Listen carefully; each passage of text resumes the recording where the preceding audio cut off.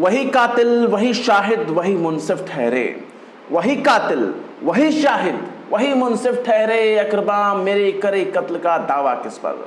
जय हिंद दोस्तों, मैं हूं शम्स तबरेज और आप देख रहे हैं टाइम्स मेल। क्या हमारे देश में अदालतों का निज़ाम ख़त्म हो चुका है? क्या हमारे देश की अदलिया और उसकी पहचान को बट्टा लगा दिया गया है, या हमारे देश की अदालतों पर ही बैन लगा दिया गया है? क्या अब अदालतों का काम बंदूक के जरिए होगा? ये तमाम सवाल उठ रहे हैं तब से जब से ये इनकाउंटर का पूरा सिस्टम शुरू हो गया।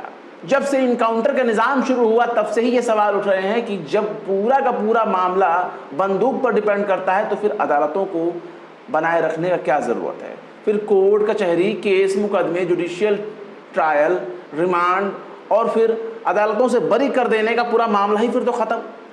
जब सब कुछ का तय करने का हक बंदूक को है तो फिर बंदूक ही हमारा माई बाप है और बंदूक ही हमारी सरकार है और बंदूक ही इंसाफ का तकाजा है जो ये तय करेगा कि जिस पर ये बरसेगी वही इंसाफ माना जाएगा। ऐसे में सवाल उठता है कि जिन लोगों ने इस वक्त उत्तर प्रदेश के प्रयागराज यानी इलाहाबाद में अतीक अहमद का कत्ल किया, आखिर उनका ताल्लुक किससे है? क्योंकि कई बातें खुलकर के सामने आई है। जिस तरह से उसके फेसबुक प्रोफाइल के जरिए दावा किया जा रहा है कि उसका ताल्लुक बजरंग दल से रहा है, यानी वो संघ के पाठशाला से पढ़ लिख करके वो जवान हुआ और आपराधिक प्रवृत्ति में शामिल हुआ, तो क्या ये मान लिया जाए कि बजरंग दल ने उसकी हत्या कराई है? ये एक बड़ा सवाल उठता है। यहाँ तक कि जिस तरीके से हमारे देश के नेताओं का, बीजेपी के नेताओं का एक धड़ा उसके कातिलों के समर्थन में आ गया है और उसके कातिलों के जरिए किए गए कत्ल को जायज़ ठहरा रहा है कि चलो बहुत अच्छा हुआ, एक माफिया, एक गुंडे, एक बदमाश का कत्ल कर दिया गया।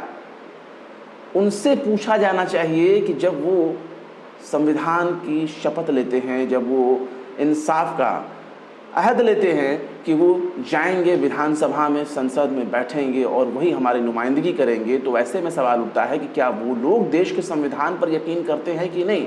क्योंकि देश की संवैधानिक अदालतों और उसके ढांचे को कमज़ोर किया जा रहा है और कमज़ोर करने का तरीका है ये सिर्फ गोली और गोली। जिस तरीके से 3 आरोपियों को गिरफ्तार किया गया और 3 लोगों ने लाइव कैमरे पर गोली चलाई, अतीक और उसके भाई अशरफ का मर्डर किया, उसके समर्थन में हमारे देश का भगवा संगठन पूरी तरीके से समर्पण की मुद्रा में आ चुका है। एकदम उनके लिए लहालोट हुआ जा रहा है। यहाँ तक कि जो उसके परिवार के लोग हैं उनके लिए कह रहा है, बड़े देश के, हमारे देश के बड़े राज्य के और बड़ी पार्टी के एक बड़े नेता बाकायदा ट्विटर पर लिख रहे हैं, अनुरोध कर रहे हैं कृपया इनके परिवार वालों को तंग ना किया जाए। वो लोग उन्हें संस्कारी बताने की कोशिश कर रहे हैं कि परिवार तो बहुत संस्कारी है, लड़का ही निकल गया तो उसमें उसका क्या कसूर? जैसे कि देखिए, भारतीय जनता पार्टी के विधायक हैं, उनका नाम है डॉक्टर शलभ मणि त्रिपाठी। किसी ज़माने में इनका ताल्लुक पत्रकारिता से हुआ करता था, लेकिन ये पत्रकारिता किस तरह के करते रहे होंगे उसका अंदाज़ा इसी बात से लगाया जा सकता है कि आज ये विधायक है, उसकी पत्रकारिता का इनको पूरा फल मिल रहा है। ये लिखते हैं कि मीडिया से अनुरोध है कि वे लवलेश तिवारी के बूढ़े पिता श्री यज्ञ तिवारी और उनके परिवार वालों को परेशान न करें। वो पहले ही से ही काफ़ी परेशान हैं। उन्होंने यह भी स्पष्ट कर दिया है कि लवलेश तिवारी से उनका कोई वास्ता नहीं, वे पुलिस जांच में सहयोग कर रहे हैं। हाँ साहब, ये पुलिस जांच में सहयोग कर रहे हैं।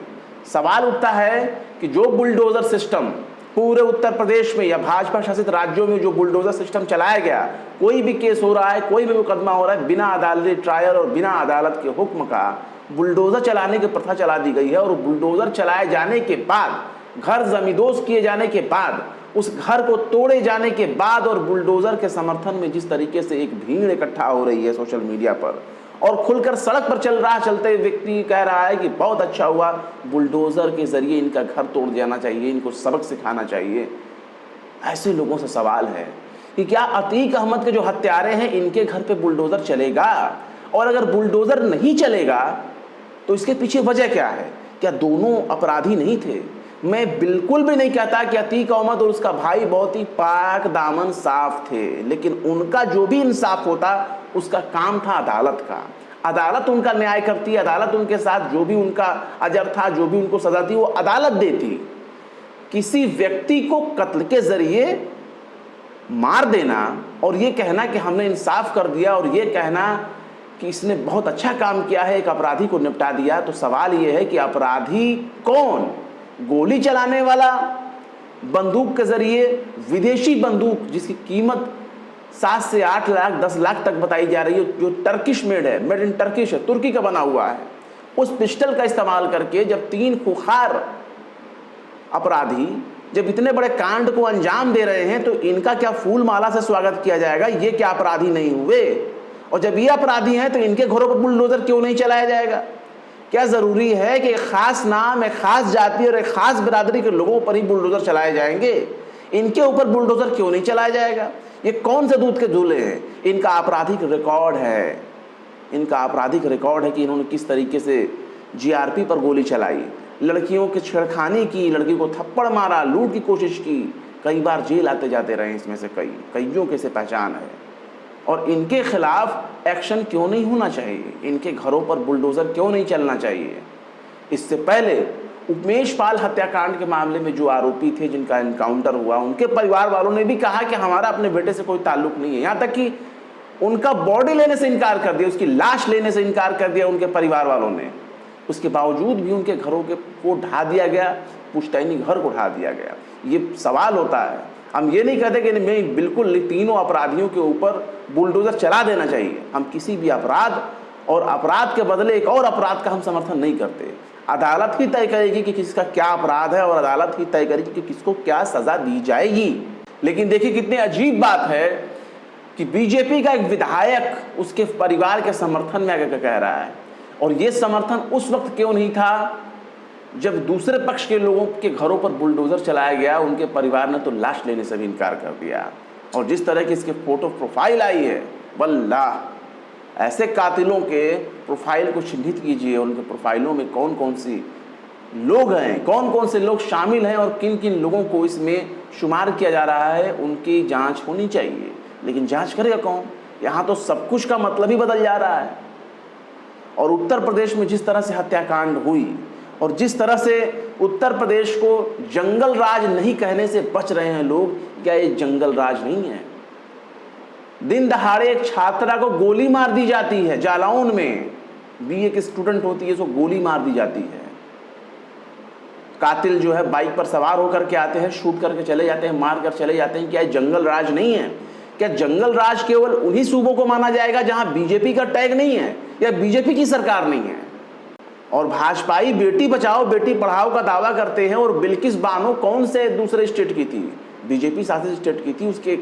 उसके परिवार के कातिलों का, उसके रेपिस्टों का जिस तरीके से फूल माला से स्वागत किया गया और जिस तरीके से सरकारी व्यवस्था को ध्वस्त करके उनको आज़ाद कराने की प्रक्रिया की गई, अब मामला सुप्रीम कोर्ट में चल रहा है तो लताड़ पड़ रही है।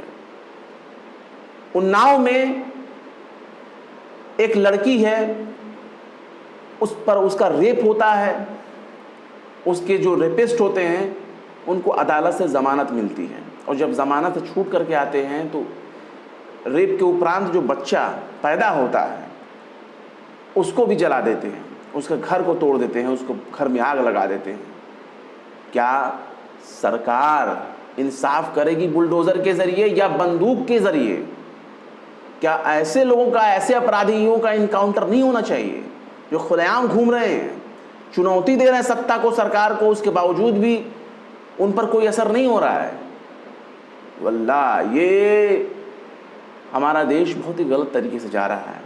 अगर बुलडोज़र के ज़रिए और बंदूक के ज़रिए इंसाफ करना है तो उन लोगों के पर ये बंदूक और ये बुलडोज़र क्यों नहीं चले जिनको बाद में संस्कारी बताकर छोड़ दिया गया, जो घोषित आरोपी थे, जो घोषित दोषी थे, अदालत के ज़रिए दोषी ठहराए गए, मुजरिम थे, रेपिस्ट थे, मर्डरर थे, उन लोगों को संस्कारी बताकर छोड़ दिया गया। और ये जाति धर्म की आड़ में कौन सा खेल खेला जा रहा है जिसके ज़रिए आप समाज को गलत संदेश दे रहे हैं? अगर आप अतीक अशरफ के कातिलों में से एक लवलेश तिवारी के फेसबुक प्रोफाइल पर गौर करेंगे तो जो इनके माता पिता का दावा है कि लवलेश तिवारी से हमारा कोई संबंध नहीं है, लवलेश तिवारी जो है उससे हमारा कोई ताल्लुक नहीं है, वो अलग रहता है, ये करता है, वो करता है, तमाम तरह की बातें कही जा रही हैं। और वो देखिए अपने फेसबुक प्रोफाइल के बैनर में क्या लगाता है, अपने माता पिता की फ़ोटो लगाता है। मतलब आपका ताल्लुक भी नहीं है और उसका आपसे ताल्लुक भी है। यहाँ तक कि जो उसने अपने माता पिता के लिए लिखा है, अपने पिता के लिए वो 20 जून 2021 को लिखता है, पिताजी, हैशटैग पिताजी, hashtag happy father day, hashtag old is gold. और वो क्या लिखता है अपने पिता के बारे में? दुनिया की भीड़ में सबसे करीब जो है मेरे पापा, मेरे खुदा, मेरी तकदीर वो है, मेरे साया बन के चले मेरे पापा, मेरे लिए किस्मत से भी लड़ जाते, मेरे पास कोई दुख ना आ सके, कोई धूप मुझे मुरझा ना सके, मेरा साया बन के चले मेरे पापा। वो पापा की तारीफ कर रहा है, पापा कह रहे हैं कि हमारा उसके साथ कोई ताल्लुक नहीं है, पापा के साथ वो सेल्फी ले रहा है। लवलेश तिवारी देखिए फेसबुक प्रोफाइल में क्या नाम लिख रहा है, महाराज लवलेश तिवारी चूचू, जय दादा परशुराम, जय लंकेश। मतलब रावण को भी मान रहा है, परशुराम को भी मान रहा है। हम शस्त्र वाले ब्राह्मण नहीं, शस्त्र वाले ब्राह्मण हैं। ये शस्त्र और शास्त्र को बोल रहा है और बाकायदा लिख रहा है, जिला सह सुरक्षा प्रमुख बजरंग दल। और ये लखनऊ से इसने अपनी पढ़ाई को बता रहा है, दावा करे कि लखनऊ से पढ़ा है। बहरहाल ये जांच का विषय है, लेकिन ये सवाल है कि अगर बुलडोज़र का चलाया जाना ही इंसाफ है, अगर बंदूक के ज़रिए ही इंसाफ है, तो फिर इंसाफ कैसे होगा? केल्विन हॉस्पिटल जहां उसकी जांच कराने के लिए ले गए दोनों भाइयों को, वहाँ का जो हॉस्पिटल है वो हॉस्पिटल कह रहा है कि हमें नहीं मालूम था, हमें बहुत बाद में मालूम चला कि अतीक और उसके भाई को मेडिकल चेकअप के लिए लाया जा रहा है। एबीपी न्यूज़ ने बाकायदा जो वहाँ के सुपरिटेंडेंट ऑफ चीफ हैं डॉक्टर नाहिदा सिद्दीकी, उन्होंने खुद अपना बयान दिया एबीपी न्यूज़ को और उसमें उन्होंने खुलासा किया है कि पुलिस ने हमें अतीक और अशरफ को लाने की जानकारी नहीं दी थी। परसों सिर्फ 10 मिनट पहले बताया कि अतीक और अशरफ को ला रहे हैं। हमारी मेडिकल टीम अतीक को जहां रखा गया था वहीं जाकर मेडिकल चेकअप करने को तैयार थी। जहां सुरक्षा का मामला होता है वहां हम अपनी टीम भेज देते हैं। 2 साल पहले मुख्तार के मामले में भी यही किया गया और बाकायदा एबीपी न्यूज़ पर यह खबर चली। तो ऐसे में सवाल है कि ये सुरक्षा चूक है, इसे चूक दिखाने की कोशिश की गई है और साजिशन मर्डर किया गया, क्योंकि बहुत से लूप होल दिखाई दे रहे हैं। मीडिया कर्मी कैसे आ जा रहे हैं भाई? मीडिया कर्मियों को वहां किसने आने दिया? सामान्य तौर पर आप देख लीजिए, कोई भी क्राइम स्पॉट हो उस जगह पर किसी को जाने की इजाज़त नहीं होती। मीडिया कर्मियों को भी बहुत एहतियात के साथ रिपोर्टिंग करने की हिदायत दी जाती है, उसकी एक अलग गाइडलाइंस होती है। और जब एक अपराधी को, एक घोषित माफिया को मेडिकल चेकअप के लिए लाया जा रहा है तो उनको आने की खबर किसने दी? मीडिया को ये किसने बताया कि वहां पर अतीक और उसके भाई को लाया जा रहा है? और मीडिया से कैसे बात करने दिया गया? ये भी तमाम तरह के सवाल हैं, वरना अमूमन ऐसे नहीं होते। तो जाहिर सी बात है, अगर इस मामले की सुप्रीम कोर्ट के निर्देश में, अगर निगरानी में, अगर अच्छे तरीके से कायदे से जांच होगी तो पता ये भी चलेगा कि कितने बड़े बड़े सफ़ेदपोश इस मर्डर में शामिल थे। ये 3 बच्चे तो केवल एक मोहरा मालूम होते हैं। और ये जो दावा किया जा रहा है मीडिया में कि वो फेमस होना चाहते थे, वो नए माफिया बनना चाहते थे, फिर एक ये भी बात कही जा रही है कि अतीक का संबंध पाकिस्तान और ISI से था इसलिए हमने उसको मार दिया। ये तमाम चीज़ें बकवास लगती हैं, कोरी बकवास। जब इन चीज़ों के दावे होने लगेंगे, जब इसकी अच्छे से पड़ताल होने लगी, जांच होने लगेगी, तब उस रिपोर्ट में पता चलेगा कि उसके कातिलों में और कितने बड़े बड़े लोगों का हाथ शामिल है, कौन नेता है, कौन मंत्री है, कौन अधिकारी है, कौन संगठन के लोग इसमें शामिल हैं। इस बात का खुलासा भी धीरे धीरे हो जाएगा। फिलहाल क्या कहेंगे इस पूरे घटनाक्रम के बारे में कमेंट बॉक्स में ज़रूर बताएं। वीडियो पसंद आए तो लाइक करें, शेयर करें और बेबाक निष्पक्ष स्वतंत्र पत्रकारिता को सपोर्ट करने के लिए हमारे चैनल टाइम्स मेल को ज़रूर से ज़रूर सब्सक्राइब करें और हाँ, बेल आइकन का घंटी वाला बटन भी ज़रूर दबा दें ताकि हमारे चैनल पर आने वाले नए वीडियो की नोटिफिकेशन आपको फ़ौरन ही मिल जाए। फिर मिलते हैं किसी और वीडियो में एक नई खबर के साथ। शम्स तबरेज़ को दीजिए इजाज़त। जय हिंद। तो देख लिया आपने हमारे इस वीडियो को। हमें उम्मीद है कि आपने हमारे वीडियो को लाइक किया होगा और दूसरों को भी शेयर किया होगा। अगर अभी तक आपने हमारे चैनल टाइम्स मेल को सब्सक्राइब नहीं किया है तो जल्दी से सब्सक्राइब कर दें और बेल आइकन भी प्रेस कर दें।